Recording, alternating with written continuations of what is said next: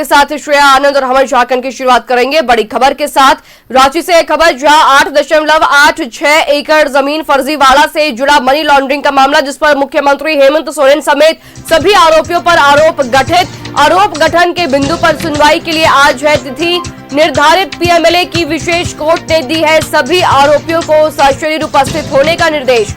मामले में मुख्यमंत्री हेमंत सोरेन, तत्कालीन राजस्व कर्मी भानु प्रसाद प्रताप, अंतु तिर्की, विजेंद्र सिंह, विपिन सिंह, प्रिय रंजन सहाय, मनोज कुमार यादव, कुमार राजश्री, राजकुमार पाहन, संजीत कुमार, विनोद कुमार सिंह, शेखर कुशवाहा, तापस घोष, मोहम्मद इरशाद अख्तर, अफसर अली, मोहम्मद सद्दाम हुसैन और मोहम्मद इरशाद पर होना है आरोप गठित।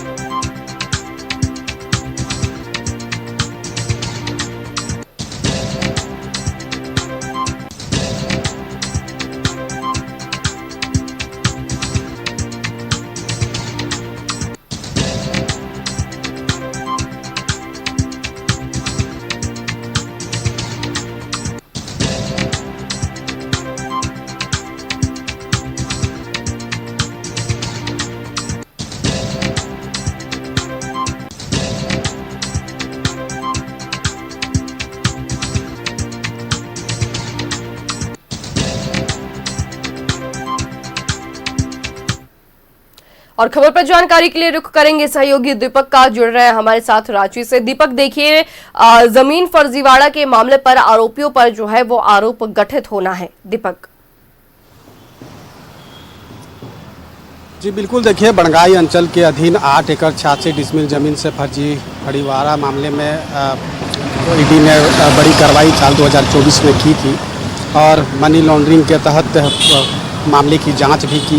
कई अलग अलग ठिकानों पर कई बार जो है छापेमारी भी ईडी के द्वारा की गई और उसके बाद 31 जनवरी 2024 को मुख्यमंत्री हेमंत सोरेन को ईडी ने अरेस्ट किया। इसके अलावा जेएमएम नेता अंतु तिर्की समेत कई जमीन कारोबारियों को भी गिरफ्तार किया। करीब 1 दर्जन आरोपियों को ईडी इस पूरे मामले में गिरफ्तार की और उसके बाद जांच का जैसे जैसे दायरा बढ़ा उस हिसाब से फिर पूछताछ भी हुई। पूछताछ के बाद ईडी दफ्तर बुलाकर पूछताछ हुई और कई अलग अलग ठिकानों पे जो है छापेमारी कई बार की गई और उसके बाद जांच पूरी करते हुए ईडी ने पीएमएलए की विशेष कोर्ट में चार्जशीट दाखिल की और करीब 1.5 दर्जन आरोपियों पर यह चार्जशीट दाखिल हुई है। और चार्जशीट दाखिल होने के बाद अब चूंकि आरोप गठन होना है तो आरोप गठन से पूर्व आरोपियों को एक अवसर होता है कि खुद पर लगे आरोप को वो मुक्त करा सके, निर्दोष साबित कर सके। तो आरोपियों के द्वारा डिस्चार्ज पिटीशन पीएमएलए के विशेष कोर्ट में दाखिल की गई थी। उस याचिका पर सुनवाई के पश्चात कोर्ट ने सभी की डिस्चार्ज पिटीशन को खारिज कर दी। तो अब आरोप गठन के बिंदु पर सुनवाई की तिथि जो है वो आज निर्धारित की गई है। पिछले 8 जुलाई को सुनवाई के दरमियान कोर्ट ने सभी आरोपियों को सशरीर कोर्ट में उपस्थित होने का निर्देश दिया है। तो आज आरोप गठन के बिंदु पर सुनवाई के पश्चात जो है तमाम आरोपी जो है इस पूरे मामले के जो आरोपी हैं वो कोर्ट में सशरीर उपस्थित होंगे। अब देखना होगा, चूँकि ये भी एक जानकारी मिल रही है कि कुछ आरोपी जो है जो जिनका डिस्चार्ज पिटीशन खारिज हुआ था वो हाई कोर्ट का भी रुख किए हैं। तो ऐसे में अब देखना होगा कि आरोप गठन के बिंदु पर सुनवाई होती है तो सुनवाई के पश्चात किन किन पर आरोप गठित होती है, मनी लॉन्ड्रिंग एक्ट के तहत किन किन धाराओं में जो है आरोप गठित होती है, ये देखने वाली बात होगी। लेकिन जो चार्जशीट ईडी के द्वारा दाखिल की गई थी उसमें कई तरह के जो जानकारी है वो दी गई थी कोर्ट को कि फर्जी दस्तावेज जो है वो तैयार किए गए थे। जो हजारीबाग के एक डिडाइटर है मोहम्मद इरशाद अख्तर, उनके जरिए जो है फर्जी दस्तावेज तैयार किए गए थे और बंगाल के जो कुछ कर्मी थे उनसे संपर्क करके दस्तावेज तैयार किए गए थे और उसी आधार पर ज़मीन का जो फर्जीवाड़ा है वो किया गया था।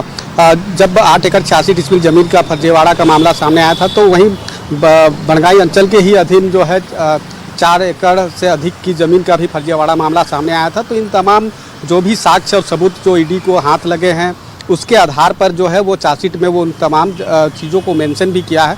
अब जब आरोप गठित होगा तो आरोप गठन के बिंदु पर सुनवाई के पश्चात देखना होगा कि क्या क्या जो दलीलें हैं वो रखी जाती है ईडी के तरफ से या फिर बचाव पक्ष की ओर से। तो ये तमाम चीज़ें कोर्ट पर जब सुनवाई होगी तभी तमाम चीज़ें स्पष्ट होगी। लेकिन ये एक बड़ा मामला था जिसको लेकर ईडी कई बार जो है कार्रवाई की थी। मुख्यमंत्री हेमंत सोरेन को एक के बाद एक 10 समन पूछताछ के लिए किया गया था और 10वें समन पर 31 जनवरी 2024 को गिरफ्तार किया था।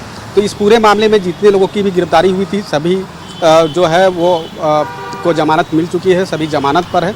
लेकिन जब आरोप गठित होगा उसके बाद फिर ट्रायल शुरू होगा, गवाह पेश किए जाएंगे, अभियोजन के तरफ से गवाह पेश किए जाएंगे, बचाव पक्ष की ओर से गवाह पेश किए जाएंगे। उसके बाद फिर जब गवाही पूर्ण रूप से पूरी हो जाएगी उसके बाद फिर आर्गूमेंट होगा, उसके बाद किसी नतीजे पर कोर्ट पहुंचेगी इस पूरे मामले को लेकर। लेकिन अब फिलहाल आरोप गठन होना है। आज की तिथि जो है वो काफ़ी अहम है, जिस पर आज सुनवाई होनी है। अब देखना होगा कि कोर्ट में सशरीर कौन कौन उपस्थित होते हैं, क्योंकि कोर्ट का ही डायरेक्शन है। देखना होगा कि कौन कौन जो है इस निर्देश के बाद कोर्ट में उपस्थित होते हैं और क्या कुछ जो निर्देश है वो निकल कर सामने आता है।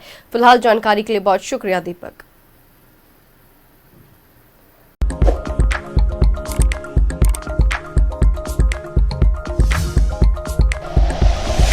Like and share videos, subscribe करें हमारा चैनल और प्रेस करें बेल आइकॉन। न्यूज़ 11 भारत, सच है तो दिखेगा।